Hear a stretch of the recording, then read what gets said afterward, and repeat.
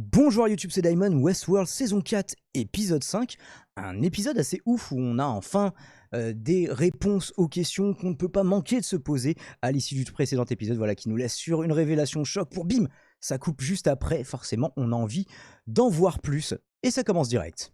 Et on débute avec Cyber William en voix off qui commence à spolier plutôt la réplique culte de Dolores. Vous savez, il y a une certaine beauté en ce monde, certains choisissent d'en revoir la laideur, moi je préfère retenir la beauté, enfin vous savez le truc un petit peu mièvre des premières saisons, des deux premières saisons, je crois pas qu'ils le font après. Bon, bien sûr, William reste William et va se réapproprier la punchline de base pour finalement nous parler d'ordre dans le monde, voilà, un discours un peu sécuritaire, on n'en attendait pas moins de sa part. Et après le discours sécuritaire, quoi de mieux qu'un bon speech méritocratique? Et en fait, il s'avère que c'est William qui est attablé avec deux convives qui semblent pour une fois affables, hein, on le voit rarement comme ça, voilà, une discussion un petit peu chill, un petit peu casual, mais en fait, on se rend très vite compte qu'il parle à des humains sous contrôle et qu'il s'amuse simplement à les torturer. D'ailleurs, il va devoir être appelé pour aller gérer des affaires qui ne concernent que les autres, on le verra, ce parc qui est une sorte de parc inversé qui se sont fait de cette ville, et il va donner comme consigne à ces deux convives: vous ne bougez pas. Et il y a même un moment, ils vont se regarder genre ça a l'air bon ce qu'il y a dans l'assiette, ouais, mais il nous a pas dit qu'on pouvait manger, donc on va rester comme ça, quitte même potentiellement jusqu'à se laisser mourir de faim. Donc je ne sais pas jusqu'où va la programmation en la matière. On découvre au détour d'une conversation justement dans laquelle est appelé William, je crois accompagné de Valentine, il me semble avoir check ça un peu plus tôt aujourd'hui. Oui, désolé, j'aurais dû vous sortir la review hier, faute de temps, ça se fait maintenant. Et on découvre que, bon là déjà, on nous présente une hôte, Hope, qui est âgée de 2 ans, donc on se doute que ils n'ont pas besoin de préciser que c'est une hôte quand on connaît son âge, puisque en âge humain, ce ne serait pas très crédible. Bref, on nous dit qu'il y a un phénomène appelé la transcendance qui concernerait les hôtes. Alors, sur la nature de la transcendance elle-même, le sujet fait débat. Je vous mettrai en lien un fil Reddit justement que j'ai consulté pour en savoir un peu plus. Certains comparent la transcendance au sublime en soi, même s'ils n'ont pas la clé pour accéder au même endroit que les autres qui se sont enfuis de Westworld et qui sont dans le sublime actuellement, que Bernard a visité dans quelques épisodes pendant quelques milliers d'années, du coup vraisemblablement le temps s'y écoulant différemment. C'est peut-être le cas aussi de la transcendance, mais en soi, faire une simulation où des intelligences artificielles peuvent projeter ce qu'ils veulent, les images qu'ils veulent, leurs désirs, leurs souvenirs, des décors, des personnes. Ça, en soi, je ne pense pas que ce soit... Des personnes, je pense pas, parce que justement, il y avait la problématique de Mev qui voulait retrouver sa fille, donc s'il suffisait d'être dans une simulation pour hop, elle apparaît, pop, parce que je me souviens de quelques lignes de code, ce serait un petit peu trop simple. Au sujet des humains, on nous parle d'hors-cadre, enfin, on présume à ce moment-là de l'épisode qu'il s'agit d'humains qui échappent au contrôle des intelligences artificielles, appelées les hôtes, avec leur tour géante qu'on a vu dans les précédents épisodes. Back to Christina qui nous parle de ses scénarios, oui au pluriel en italien on dit des scénarii, non pas des scénarios, mais bref, ça n'embêtera que les italophones, donc je fais modestement partie, mais à un très petit niveau, bref, on s'en fout, mais quand elle nous en parle, on fait enfin le lien avec le Peter du début de la saison. Vous vous souvenez, le stalker qui disait oui, ça a des répercussions sur nos vies, ça fait chier. Peter qu'on soupçonne du coup fortement d'être un hors-cadre, mais à la lumière de tout ce qu'on a appris, et surtout ça nous permet de faire le lien entre les différents scénarios, maintenant qu'on sait qu'on est plus tard dans le futur, qu'on a appris des éléments, on a vu qu'il y avait des souvenirs qui remontaient à la surface pour Christina, mais bon, évidemment Dolores. Alors quelle version? Est-ce que c'est la version qu'il y avait en saison 3, la version qui était blonde, qui n'était pas dans le corps de Charlotte? Vraisemblablement oui.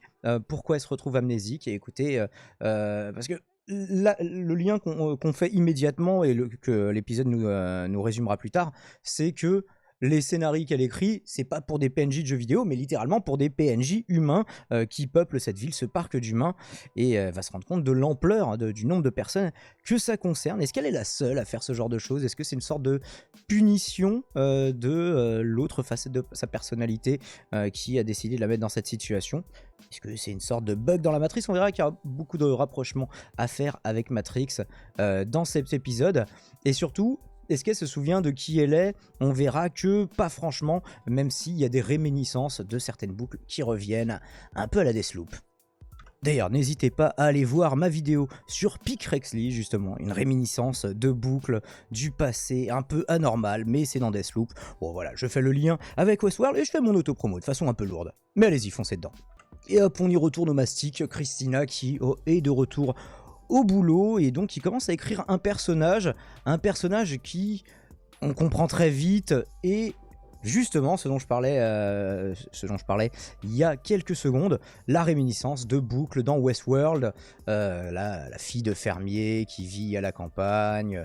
Enfin, il n'y a pas beaucoup de détails qui sont donnés, mais on voit que c'est le spectateur ressent immédiatement que c'est ça. Enfin, je me substitue à l'ensemble des spectateurs, mais si je l'ai ressenti, j'imagine que je suis loin d'être le seul. Et elle est interrompue par son boss, plus ou moins, qui l'a fait développer comme son personnage. Et au moment où elle demande le nom, son boss lui demande le nom, Emmett son boss, je sais plus, je l'ai noté quelque part plus loin, le nom de son personnage, on est persuadé, vraiment, on est tous devant l'épisode en train de faire Dolores Abernathy, on sait que tu vas le dire. Et là, elle a encore interrompu, mais par un coup de fil cette fois. Donc petit stratagème scénaristique, mais pour faire monter un petit peu la tension du spectateur sans trop lui en donner, c'est plutôt bien fait. Je vous disais que ça allait virer au Matrix assez rapidement et c'est Teddy Flou, je crois de tête, qui fait une Morpheus à Christina, qui l'appelle, qui lui dit « Laisse-moi deviner, ton patron est en train de te faire une crise d'autorité, alors voilà ce qui va se passer, tu vas quitter ton bureau en prétextant un motif personnel urgent, etc. » Et donc voilà, bon, c'est un petit peu moins risqué, rappelez-vous, Neo, ça se passait pas très bien pour Thomas Anderson, qui n'était pas encore Neo à l'époque, vu qu'il était confronté à une peur du vide bien compréhensible. Bref, l'idée n'est pas non plus d'épiloguer sur Matrix, mais il y a plusieurs fois où j'ai fait un petit rapprochement entre les deux univers ici. Peut-être un emprunt volontaire ou simplement des récits qui sont dans l'air du temps, hein, donc Zeitgeist, je ne sais plus comment ça s'appelle, mais dont tout le monde que tout le monde se réapproprie. Et puis vous savez, il y a les modèles scénaristiques un petit peu qui se reproduisent, le héros, visage, tout ça. Vous connaissez les bails. Alors pendant tout ce temps, Dolores, qu'est-ce qu'elle devient? Eh bah, parce que là, elle a accompli absolument tous ses objectifs, logiquement.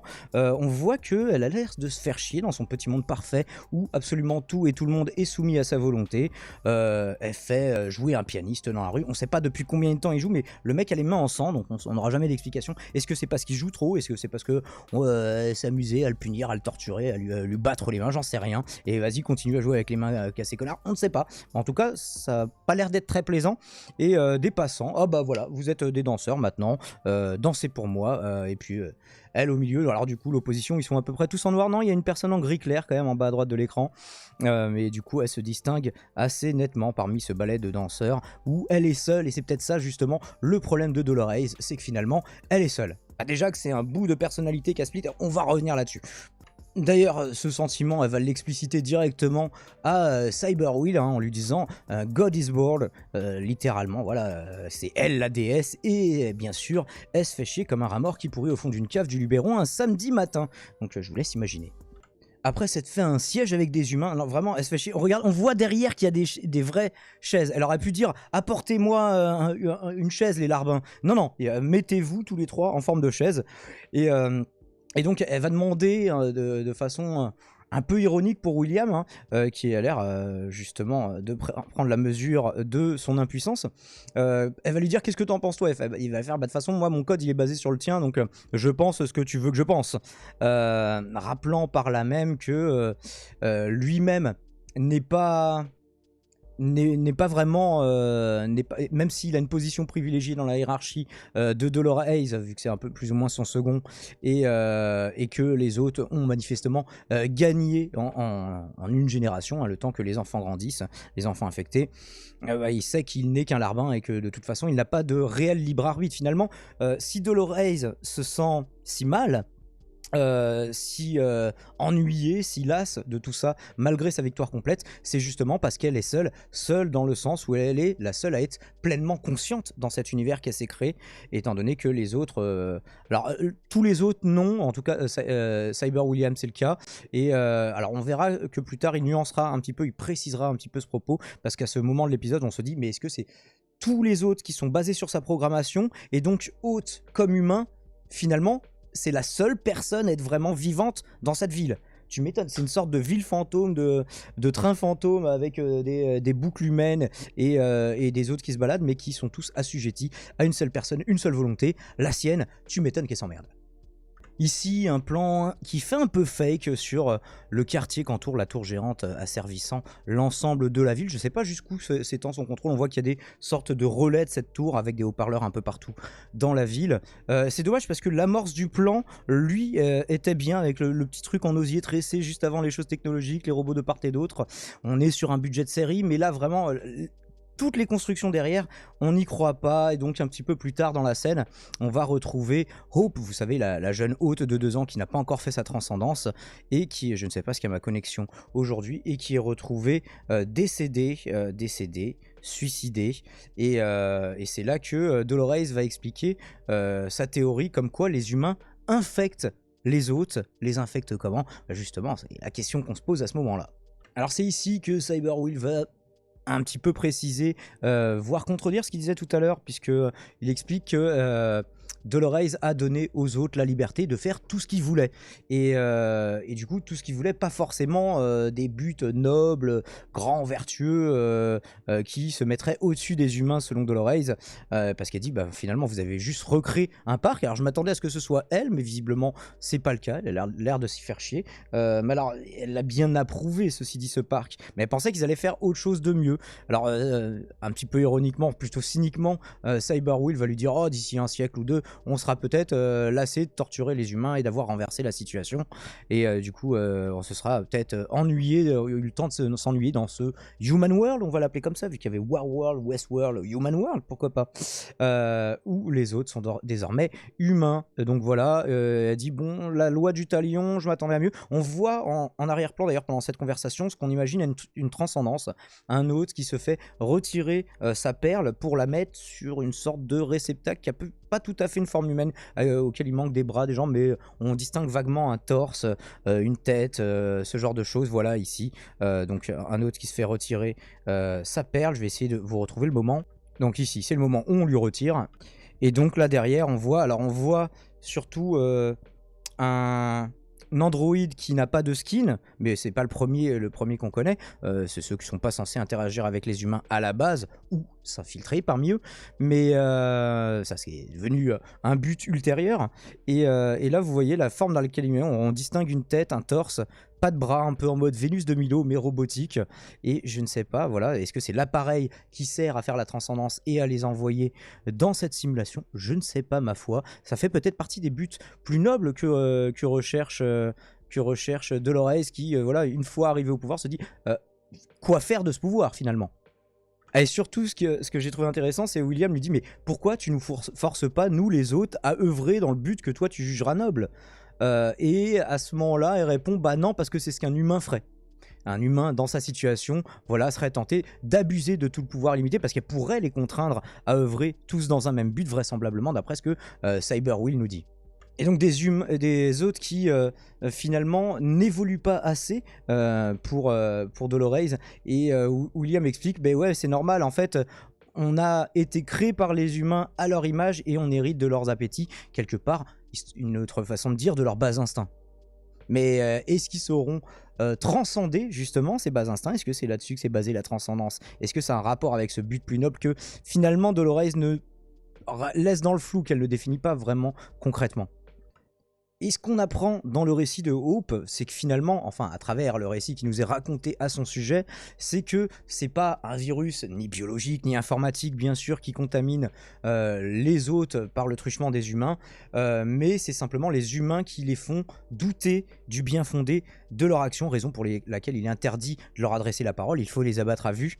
Mais par exemple ici, le fait qu'un humain hors cadre supplie avant d'être abattu, il sait qu'il va être abattu, mais supplie l'autre qui vient l'exécuter de simplement lui répondre à une question: est-ce que cette fleur qui tient dans sa main, je crois que c'est une pâquerette, est-ce que cette pâquerette au moins elle est réelle? Réponds-moi, après tu pourras me tuer, je veux au moins savoir si au moins ça c'est réel, s'il te plaît.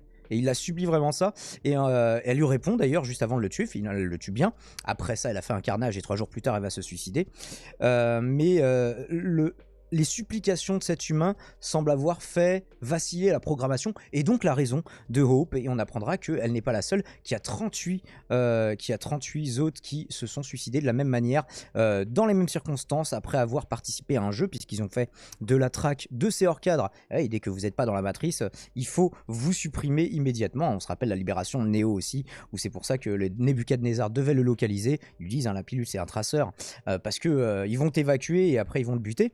Ou alors te recycler, peu importe ce que ça voulait dire, ça avait l'air un peu douloureux. Et bah ici c'est un petit peu pareil, et du coup on verra qu'il y a une opération à un moment pour sauver une hors cadre. J'espère que j'ai pas dit hors champ au lieu de hors cadre, puisque hors champ c'était hors champ de la caméra, comme la personne qui s'est fait buter. Et donc voilà, on verra aussi toutes les implications de ça et les rebondissements que ça générera. Alors c'est la petite phrase sur laquelle vous avez sûrement tilté comme moi, ton prédécesseur n'aurait jamais merdé à ce point. Et là je me dis, mais attends, elle parle de quelle version de William? D'un ancien Cyber William ou du William original humain qu'ils ont cryogénisé pour garder pour plus tard, pour le torturer, pour, je sais pas, faire de la bouffe aux requins, je ne sais pas, le projet, en l'occurrence, qui est prévu le concernant. Mais, et alors, elle parle bien du William humain, je vois pas comment, quel cheminement intérieur à travers ces quelques décennies, ces 20 ans qui sont écoulés vraisemblablement entre cet épisode et le précédent, et le début du précédent, qu'est-ce qui s'est passé dans ces 20 ans pour qu'elle en vienne à considérer qu'une version humaine pouvait être supérieure à une énième version, pourtant, normalement la meilleure version qui existe de William, sinon. Parce qu'elle le dit, normalement t'es censé être mieux que lui, plus fort, plus intelligent, mais pourtant, lui, il était plus efficace. Donc ça paraît pas très logique. D'ailleurs, dans les autres choses qui ne sont pas très logiques, en tout cas pas très rationnelles de la part d'une intelligence artificielle, même si c'est sur le modèle des humains et semble avoir hérité d'une part de cette irrationalité, elle va se mutiler le bras elle-même avec ses ongles. Donc William va lui faire remarquer, meuf, tu saignes, quand même, calmos. Et alors, visiblement, ça fait un moment qu'elle le fait, donc un comportement qui, si elle devait le voir de l'extérieur sur un autre hôte, elle dirait cet hôte est défaillant, mais du même genre de ressort psychologique qui les font douter et qui les conduisent au suicide. J'ai l'impression qu'elle a un petit peu, est-ce qu'elle a parlé elle-même à un hors-cadre? C'est la question qu'on peut se poser. J'avais pas prévu de la poser, mais je me la pose là avec vous. Dites-moi dans les commentaires. Bon, il est peut-être pas si efficace, mais c'est tout de même à lui que Dolores, à Cyber William, que Dolores va confier le 39e hors-cadre. Alors la question que tout le monde se pose, c'est, même si on voit pas William, quelle que soit la version de Cyber William, il est quand même basé sur la même personnalité, on le voit pas donner dans le sentimentalisme, hein. Il donne, alors à la limite quand il était jeune peut-être un peu plus, mais pas le William de cet âge-là, et c'est cette version lui humaine qui a été utilisée évidemment pour créer son double cybernétique. Si on le voit pas donner dans le sentimentalisme, on sait qu'il adore torturer ses victimes. Donc est-ce que William saura résister à la curiosité, au désir d'échanger avec ses hors-cadres? Je sais pas, parce qu'on a vu justement au début de l'épisode qu'il s'amuse à torturer des humains comme ça, même psychologiquement, même quand il y va pas au couteau, le mec, il a quand même cette perversité, donc on le voit mal résister à la tentation. Et on verra que, est-ce qu'il résiste vraiment à la tentation? Est-ce qu'il répond? On y reviendra. En tout cas, il la bat pas à vue, donc c'est contrevenir aux recommandations, même aux instructions, aux ordres de Dolores en la matière. Sur ce, il y a Stubbs qui débarque en ville avec ses nouveaux poteaux du désert, là, les mecs qui sont en mode cyberpunk. Bah, on comprend mieux pourquoi ils sont en mode cyberpunk. Là, il dit, on est les derniers humains libres. Alors, et c'est là aussi la ressemblance avec Matrix, hein, on se rend compte qu'il y a des humains qui ont des breaches, des moments où ils arrêtent de reproduire la boucle d'action qui leur a été assignée pour XY raison. En fait, c'est pas détaillé pourquoi ça arrive. En tout cas, eux arrivent à le détecter. Alors c'est expliqué, bon, on se contentera de cette explication. Et alors c'est assez ironique qu'ils disent on est les derniers humains libres. Ils se doutent pas que dans leur équipe, en fait ils ont quand même une IA de leur côté, mais ils le savent simplement pas. Même si ils le traitent comme un canari, hein, c'est-à-dire ils vont lui dire oui on est dans une mine, toi t'es le canari, ça c'est la mine, allez passe devant mec.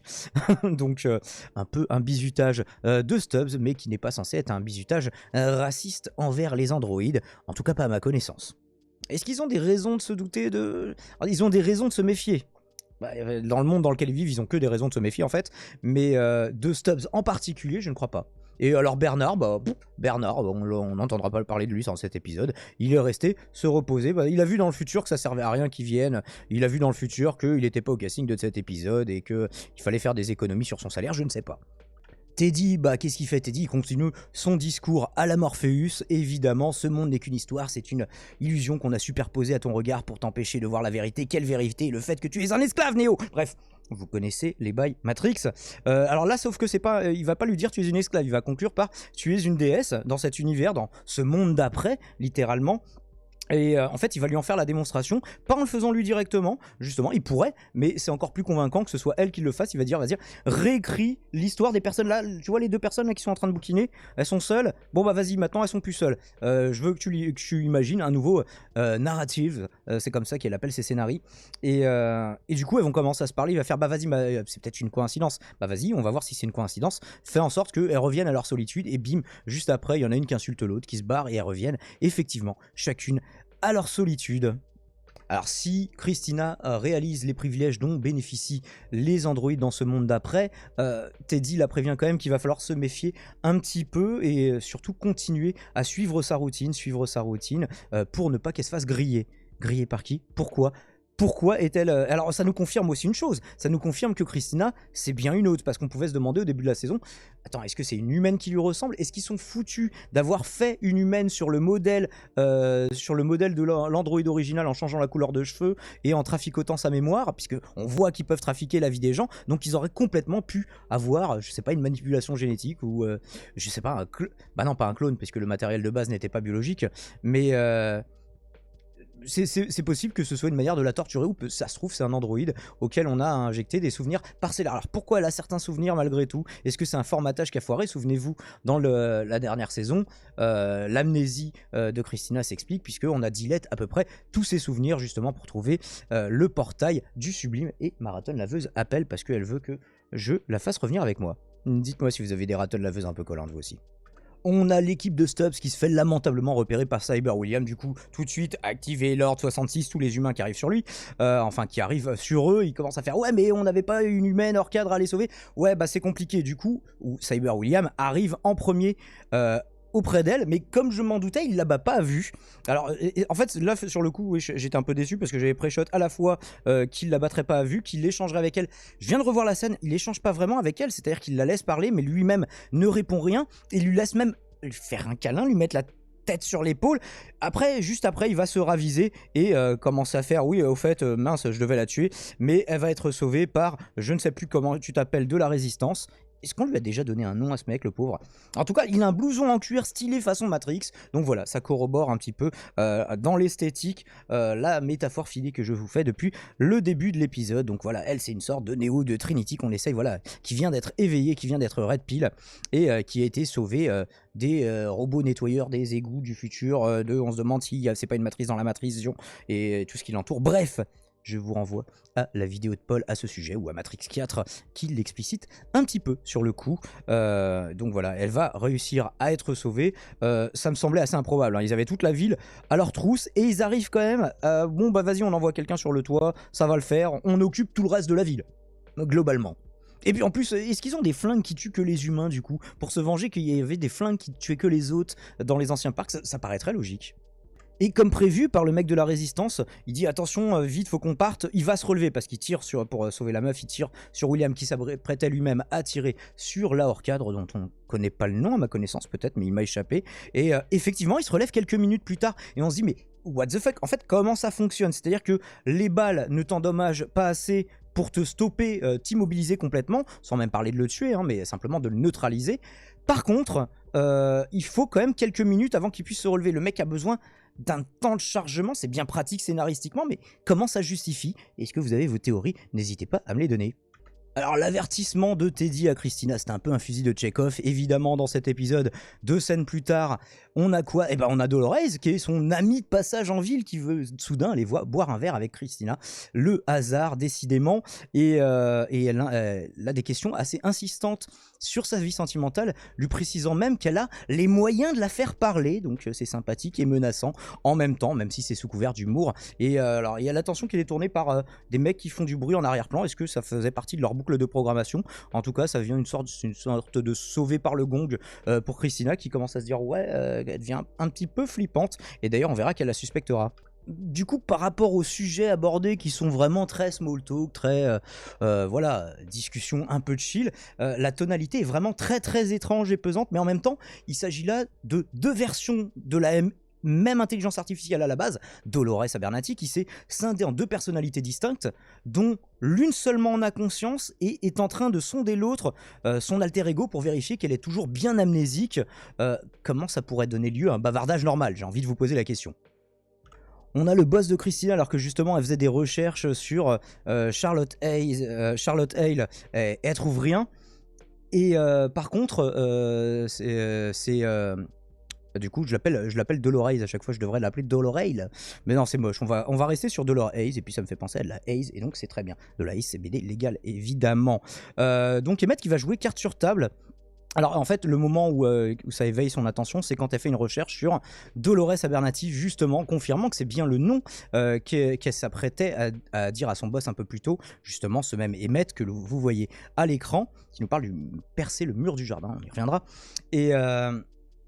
Et justement, là, c'est un dossier protégé de Dolores Abernathy, donc elle ne peut pas y accéder, comme elle veut. Il y a des restrictions d'accès, ce qui va faire venir son boss, qui donc joue carte sur table en lui disant ouais, meuf, t'es sur la sellette, déjà il te surveille. Alors pourquoi est-ce qu'il lui dit?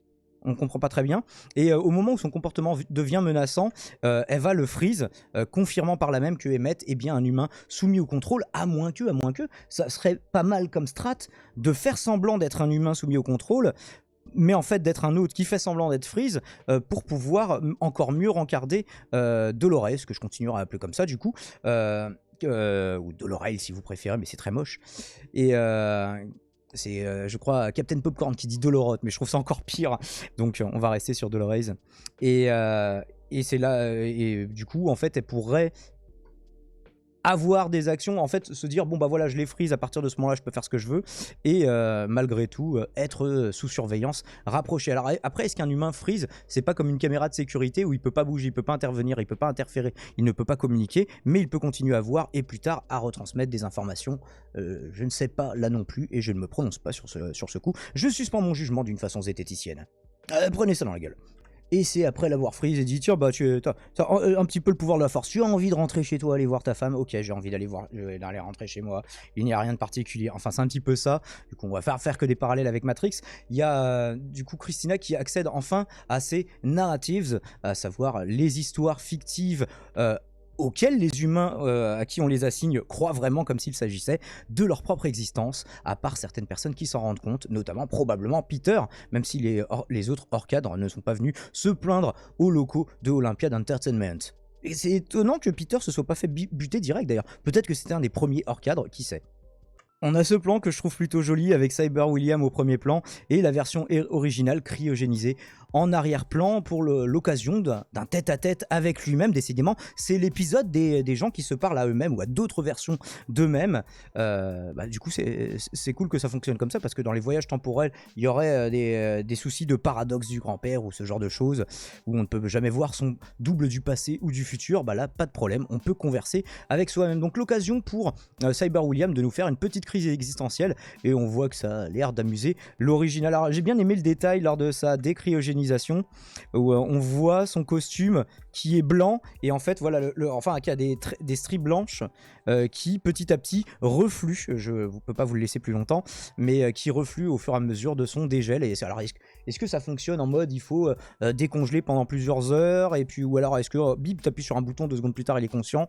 Est-ce que ça risque pas de le buter au passage dans l'opération? Est-ce qu'ils en ont quelque chose à foutre? D'autres questions auxquelles sur le coup nous n'aurons pas de réponse. Et est-ce que Cyber William va se suicider pour vous? Ceci dit, il a toujours eu un penchant pour la destruction, que de la destruction à l'autodestruction, il n'y a souvent qu'un pas. retourner la violence que l'on a en soi contre soi-même, un classique au classique. L'épisode s'achève sur Christina qui voit enfin la tour, hein, véritablement. Il y a ceux qui la voient et ceux qui ne la voient pas. D'ailleurs, Teddy lui avait demandé au moment de la libérer au tout début, est-ce que tu la vois? Et en fait, il lui précise pas quoi, mais on voit que dans son champ de vision, il n'y a que de l'eau, là où elle devrait voir la tour et le quartier qui l'entoure. Donc la tour, symbole de l'oppression invisible à ceux qui subissent son joug, mais clairement possible à distinguer pour les personnes qui n'y sont pas sensibles et ou qui s'en sont libérées. Teddy finit par répondre à la question cruciale, après être passé pour un stalker d'ailleurs auprès de Christina, à sa question, mais qui a créé ce monde d'asservissement généralisé? Eh bien c'est toi, bon certes une autre version de toi-même, et j'imagine que ça peut faire un choc à la fois le même jour de découvrir que tout est faux, et que ce mensonge, c'est nous qui en sommes à l'origine, et qu'on a tout oublié. BioShock 3, bon non, on va pas en dire plus pour ne pas spoiler les gens. Alors en guise de... Conclusion! On ne voit pas encore le soleil se lever. Ah si, on voit un petit peu, il commence à faire jour. C'est un peu mon running gag quand j'enregistre ces épisodes après mes émissions qui durent souvent très tard dans la nuit. En conclusion, on n'a pas vu Caleb. Je sais pas si il reviendra lui ou une autre version de lui-même, puisqu'on a vu qu'il y avait d'autres versions de lui-même. Je sais plus d'une centaine, je me souviens plus exactement combien dans cet épisode. J'espère qu'il reviendra malgré son décès, évidemment. Son décès supposé. Elle nous dit qu'il est mort, mais ça se trouve, même si on est bien 20 ans plus tard et que c'est une copie de lui-même. Et si ça se trouve, le vrai existe toujours. Peut-être qu'ils l'ont congelé un peu comme Cyberwheel.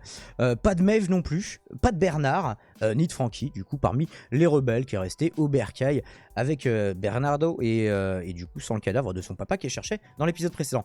Un moustique, il est plus de 6h du matin, vous n'avez pas le droit d'exister. Bref, YouTube, merci d'avoir vu cet épisode. On est à plus de 30 minutes, plus de 31. Voilà, mais il y avait vraiment beaucoup de choses à dire sur cet épisode. Merci de l'avoir suivi jusqu'au bout. On se retrouve la semaine prochaine, où on se retrouve pour les autres reviews, où on se retrouve pour les vraies vidéos du journal de YouTube, la playlist, qu'il faut que vous regardiez si vous pensez que je ne fais que des reviews faites à la va-vite. Eh bien, pas toujours. Ciao, ciao, c'était Daimon.